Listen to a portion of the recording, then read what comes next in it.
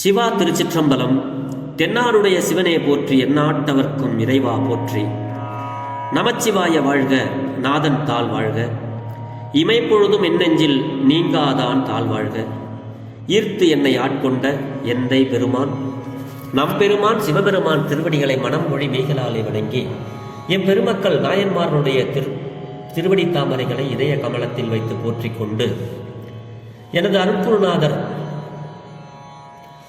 திருமுறை பன்னிசை மாமணி வே சுந்தரமூர்த்தி தேசிகரையாவுடைய திருவடிகளை நீல நினைந்து திருமுறை சென்னறிக்குள் என்னை ஆற்றுப்படுத்திய அடியார் பெருமக்களது திருவடிகளை வணங்கிக் கொண்டு பெரும் பற்ற புலியூரானை பேசாத நாள் எல்லாம் பிறவாத நாளே என்ற அருள் சிந்தனையில் இன்றைய தினம் நாம் சிந்திக்க இருப்பது அருள் தரும் மாணிக்க வாசக பெருமான் மலரடிகள் போற்றி போற்றி. மாணிக்க வாசக பெருமான் திருவாய் மலர்ந்தருளிய திருவாசகம் 37வது திருப்பதிகத்தில் 7வது பாடல், பிடித்த 10 என்ற பதிகத்தில் 7வது பாடல். இந்த பாடலை சிந்திப்பதற்கு சிவபெருமான் என்று நமக்கு திருவருள் அருளியிருக்கிறார். தெரிந்த அளவில் இந்த பாடலை பாடி பெரும்பற்ற புலியூரானை பேசி மகிழ்வோம். அன்பர் பெருமக்களே, திருச்சிற்றம்பலம்.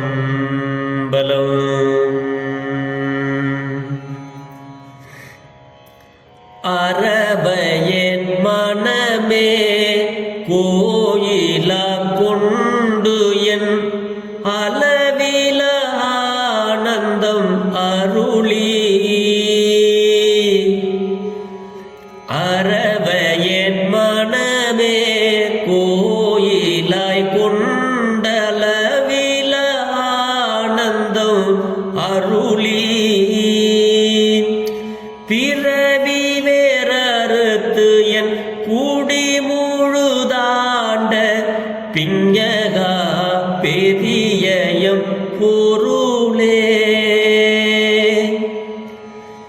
திரவிலே கண்ட காட்சியே அடியேன் செல்வமே சிவபெருமானே.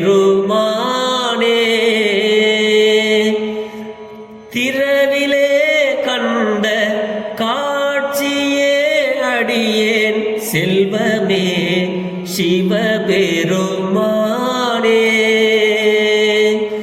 இரவிலே உன்னை சிக்கன பிடித்தேன் எங்கெழுந்து அருளுவதினியே. இரவிலே உன்னை சிக்கன பிடித்தேன் எங்கெழுந்து அருளுவதினியே. எங்கெழுந்து அருளுவது இனியே. திருச்சிற்றம்பலம். அரவையேன் மனமே கோயிலாய் கொண்டு அளவிலா ஆனந்தம் அருளி. சிவபெருமான நம்ம முதல்ல சிக்கன பிடிக்கணும். அப்படி பிடித்தால்தான் நம்மளுடைய ஆதரவு அற்றவனாகிய நம்மளுடைய மனத்துக்குள்ளே பெருமான் வந்து குடியிருப்பார். நினைப்பவர் மனம் கோயிலாய் கொண்ட சிவபெருமான்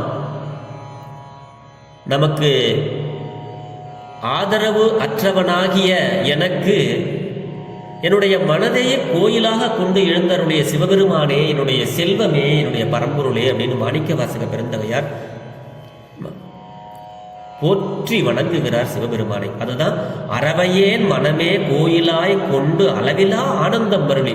நமக்கு ஆனந்தம் வேண்டுமானால் சிவபெருமானை வழிபட வேண்டும். முதலில் ஆதரவு அற்றவனாகிய என்னுடைய மனத்தையே கோயிலாக கொண்டு ஆண்டு கொண்டு எல்லையற்ற இன்பத்தை அளித்து என்னுடைய பிறப்பின் வேரை களைந்து நம்மளுடைய அடுத்த பிறப்பு நமக்கு என்ன அப்படிங்கிறத முடிவு செய்யறது நம்மளுடைய சிவபெருமான். அடுத்த பிறப்பு நல்ல பிறப்பா தீய பிறப்பா, பிறப்பே வேண்டாமா, வேண்டுவார் வேண்டுவதே ஈவான் கண்டாய். நம்ம என்ன வேண்டுமோ சுவாமி கிட்ட அதை கொடுப்பார். அதைத்தான் சொல்றாரு சுவாமி, என்னுடைய பிறப்பின் வேரை களைந்து. என்ன மட்டும் இல்லை, சிவபெருமானை ஒருவர் கும்பிட்டால் அந்த குடும்பத்தில் உள்ள அனைவருக்கும் இன்பத்தையே அளிக்கக்கூடிய சிவபெருமான் நம்மளுடைய சிவபெருமான். ஏன்னா நம்ம வருத்தம் சிவபெருமானுக்கு தெரியும். நம்ம பெருமானே என்னுடைய குடும்பம் நல்லா இருக்கணும், என்னுடைய மகள்லாம் நல்லா படிக்கணும், எனக்கு நல்ல நல்ல சிந்தனைகள் வரணும் அப்படின்னா நம்ம சொந்தக்காரங்க யாராவது துன்பப்படும் போது நம்மளும் சேர்ந்து துன்பப்படுவோம். அப்படி நம்ம துன்பத்தை துடைத்த சிவபெருமான் அவர்கள் துன்பப்படும் பொழுது அவர்களுடைய துன்பம் வராமல் அவர்களுக்கும் காப்பாற்றுவார். அதுதான் சொல்றாரு, என்னுடைய பிறப்பின் வேரை கலைந்து என் குடும்பம் முழுவதையும் ஆண்டு கொண்ட தலைக்கோலம், நமக்கெல்லாம் தலையாய பெருமான், தலைக்கோலம் உடைய பெருமானே, தலைக்கோலம் பெருமையான என்னுடைய மெய்ப்பொருளே. பெருமையானது எது அப்படின்னா சிவபெருமானுடைய கருணை மிக பெருமையானது. அதுதான் அவருக்கு பெருமை, அவருடைய புகழ்ச்சி தான் அவருக்கு பெருமை. உண்மை பொருள், மெய்ப்பொருள் சிவபெருமான், ஆதியும் அந்தமும் இல்லாமல் இருக்கின்ற சிவபெருமான். திறந்த வெளியிலே காணப்பட்ட காட்சி பொருளே அப்படிங்கிறார் பெருமான்.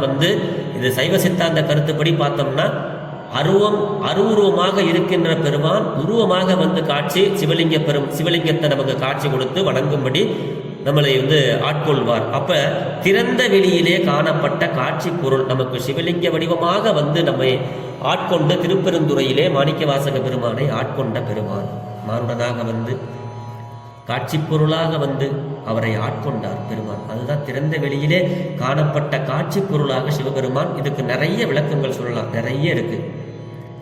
அடியேனது அருட்செல்வமேங்கிறாரு. செல்வம் 2 வகை, அருட்செல்வம், பொருட்செல்வம். உங்களுக்கு அருட்செல்வம் வேண்டுமானால் கோயில் குளங்கள்ல போய் புண்ணியம் பண்ணி சிவபெருமானை நோக்கி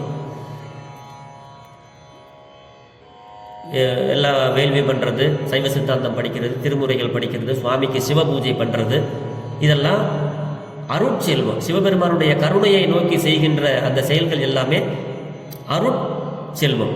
பொருட்செல்வம் இருக்கு, பொருளுக்காக என்ன வேணாலும் செய்யறது, பொருளுக்காக என்ன வேணாலும் செய்வாங்க. பொய் சொல்லுவாங்க, திருடுவாங்க, இந்தாண்ட ஒன்று அந்தாண்ட ஒன்று பேசுவாங்க, எல்லாம் பண்ணுவாங்க. அது பொருளுக்காக செய்யப்படுகிறது. ஆக சிவபெருமான் நமக்கு அருட்செல்வம்.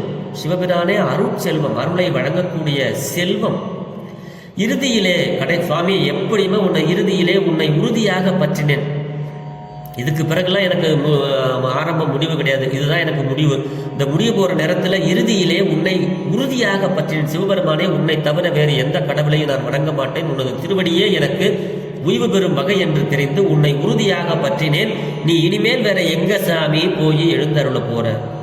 என்னுடைய மனசில் அல்லவா இருக்கிறாய் நீ.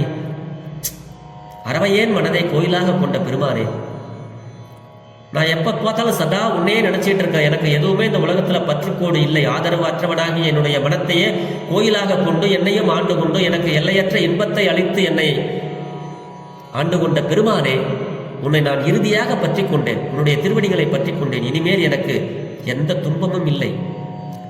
நீ இனிமே எங்க போய் அருள போற? நீ தான் என்னுடைய கோயிலுக்குள்ள வந்துட்டிய அப்படின்னு சுவாமி தீர்க்கமா சொல்றார் சுவாமி. அப்ப நம்ம என்ன பண்ணணும்?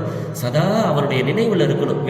வேலை இருந்தாலும் வேலை நேரத்திலையும் நமச்சிவாய சிவாய நம்ம மந்திரங்களை சொல்றது, மனசுக்குள்ளேயே சிவாய நம்ம மந்திரத்தை உச்சரிக்கிறது, காலையிலே எந்திரிச்ச உடனே நமச்சிவாய சொல்றது, சிவசிவ சொல்றது, சிவாய சிவ சொல்றது, இப்படிலாம் சொல்லி பழகணும்.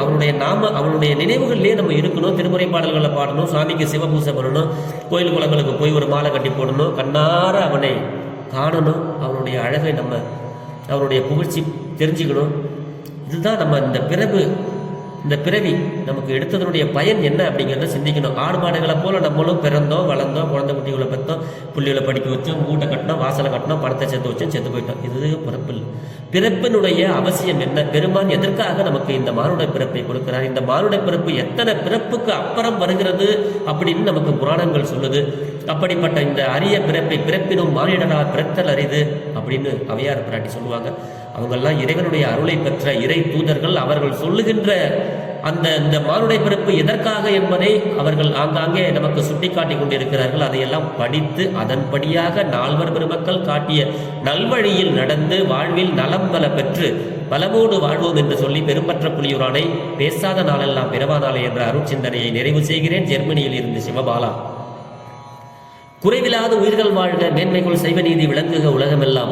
அளவாய் சிவனடியே சிந்திக்க பெற்றேன் நானே, இன்பமே என்னாலும் துன்பமில்லை, ஆழ்க தீயது எல்லாம் அரண்நாமமே சூழ்க, வையகமும் துயர்ந்தீர்கவே.